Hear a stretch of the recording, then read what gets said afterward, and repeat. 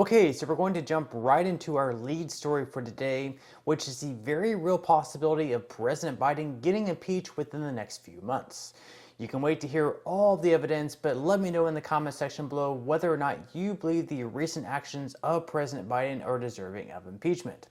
Now, I have to say, speaking strictly from a non-biased point of view, this is something that Democrats have brought in themselves after impeaching Donald Trump twice, and something sadly I believe is now going to continue happening as long as we have a president in one political party, and the other party, of course, controlling Congress, or at least the House of Representatives. So if you remember, Donald Trump was once impeached by Democrats for claiming there was a quid pro quo between his administration and Ukraine. Democrats claimed he made an offer to meet with their President Volodymyr Zelensky under the circumstances that Zelensky also agreed to pursue the investigations that Donald Trump wanted, which was to look into Joe Biden's son, Hunter Biden's business dealings with the gas company that Hunter also sat on the board of, and also the interference that took place during the 2016 election.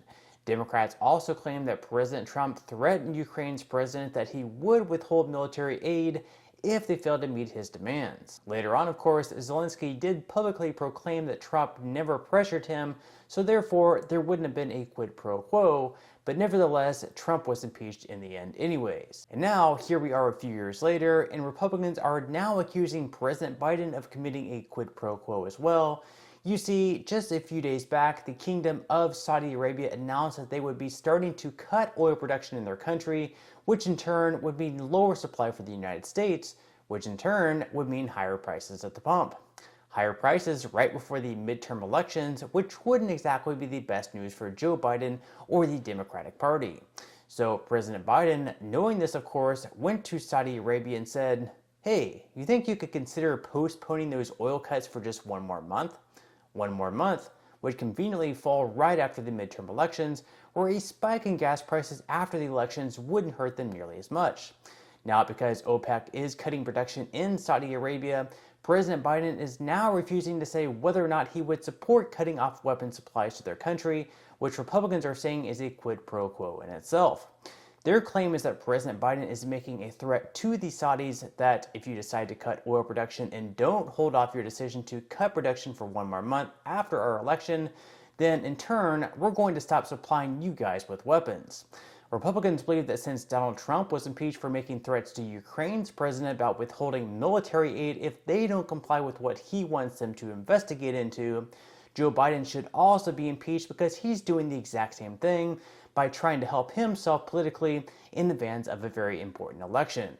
Of course, whether or not Republicans are able to impeach President Biden as they say they will is completely up to voters on November 8th. Obviously, with a Democrat-controlled Congress, they're not going to impeach their own president, so Republicans will need to retake back the majority in the House, and that's all they'll need in order to impeach the president. It's just to have one more Republican in the House of Representatives than the Democratic Party. Now, at the moment, they are currently the favorites to take it back according to recent polling, so it looks like Republicans are going to retake back the majority in the House. Now, the Senate, on the other hand, is a lot more questionable, but either way, in the Senate, you do need a 2/3 vote to convict, something which isn't going to happen since there's no possible way that Republicans will pick up that many seats. So if Biden does end up getting impeached at some point next year, look for it to only happen in the House strictly across party lines, and then only Republicans voting to impeach him in the Senate, where they'll likely only hold anywhere between 49 to 53 seats. So once again, leave a comment below on whether or not you believe President Biden will get impeached, or if you believe that he should be impeached. Now, one of the big things driving the election other than the economy and inflation, which are by far the biggest priorities among most Americans, is the future of Social Security and Medicare. President Joe Biden recently warned voters that if Republicans take back control of the Congress, Social Security and Medicare would end up on the chopping block and could potentially no longer be around. This is mostly because a few Republicans, from Wisconsin Senator Ron Johnson to Florida Senator Rick Scott, have said that in order to get our national debt under control, we need to stop automatically approving programs on a yearly basis. Instead, they're making the argument that programs like Social Security and Medicare are something that should be approved on a yearly basis. They believe that without doing so, we're just going to have tons of non-discretionary spending programs, which over the years will result in more and more federal spending and more national debt. Now, they haven't come out and directly said that Social Security would no longer be around. In fact, they've actually said that they like the program and believe that it is a good safety net. But for President Biden and Democrats, this was obviously definitely really good ammo that they can use right before the election. They can basically say, look, if you don't vote for us on November 8th or in early voting, you're no longer going to have your Social Security just because Republicans are going to get rid of it. Now, House Minority Whip Republican Steve Scalise recently had an interview on Fox News where he was actually confronted about his and other Republicans' plans on Social Security. And in the interview, he actually pushed back on the claims that Republicans are trying to get rid of the program, but that some type of reform does definitely need to take place just in order to keep the program solvent in the years to come. Now, considering that Social Security will become insolvent by around 2034 or 2035, and at that point only be able to pay out around 80% of the benefits, this is obviously very true. But I am curious about what all of you guys think, so in the comment section below, answer this. Do you believe that if Republicans regain control of Congress, that they'll try to get rid of either of those two programs? Now, the good news in all this, the good part of Social Security and Medicare becoming a big topic of conversation, is that this is really the only way we'll ever see anything get done to change them in a positive manner. The $200 per month raise, the change in the way in which the cost of living adjustment is calculated, the change in the way in how much assets you can hold while at the same time receiving SSI, those things can only take place if these things get placed as a higher priority.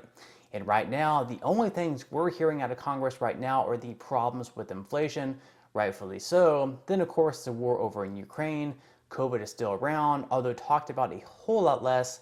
And finally, we're still hearing an awful lot about January 6th. I mean, they're holding hearings on that, it seems like, on a weekly basis of January 6th. Just imagine if they were to do the same exact thing and put the same efforts to make Social Security a stronger program. I guess one can only wish, right?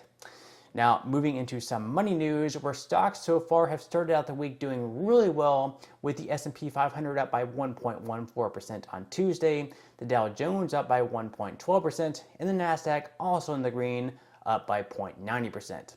Futures so far today are slightly down though, with Dow futures in the red by 0.12%, S&P 500 futures down by 0.15%, and Nasdaq futures in the red by 0.13%.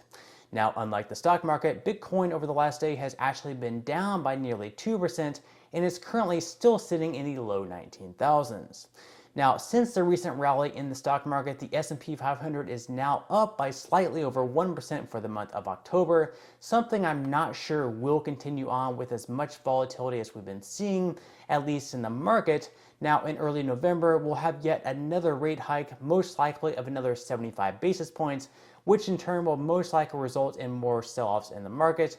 But then we have the inflation report for October to look forward to in middle of the month. Now, until inflation gets under control, we won't see the Fed stop with their raising of interest rates, and as long as they keep raising rates, we'll keep seeing the market going downhill. So as you can see, there's definitely a lot at play here. Now, with that said, if you would like to get started investing, Webull is currently giving my audience up to 12 free stocks if you sign up and deposit at least 1 penny. So you should be receiving a value of anywhere between $34 at least, all the way up to $30,600 at the max. So make sure to take advantage of that. And even if you don't want to invest at this time, what you can always do is once you receive the free stocks, is just to simply sell them for what they're worth and then transfer that money right back to your bank account. So it could be either your checking or your saving. It's pretty much free stocks or free money. That's completely up to you. But on that note, I'm going to go ahead and wrap up this video. If you enjoyed the content in today's video and you would like to see more like it, make sure to give this video a like, subscribe to my channel, and also ring the notification bell. That way you will be the very first to be notified when I do release future videos. And until next time, I hope you have a wonderful day ahead, and I'll see you in the next video.